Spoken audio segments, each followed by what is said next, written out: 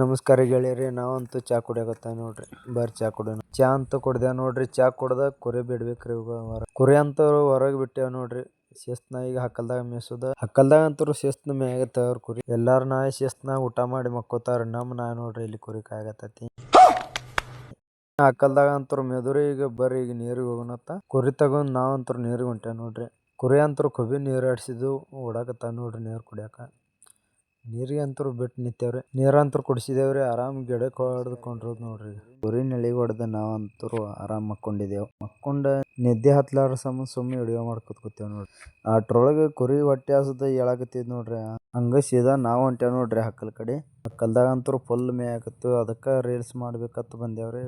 ಬರೀ ಈಗ ರೀಲ್ಸ್ ಮಾಡೋಣ. ನೋಡ್ತಾ ನೋಡ್ತಾ ದಿಲ್ ನನ್ ಮಾತ ಕೇಳ್ತಾ ಇಲ್ಲ. ಏನ ಮಾಡಿದಿ ಪಾಗಲ್ ನನ್ ಗೊಟ್ಟ ತಿಳಿತಾ ಇಲ್ಲ.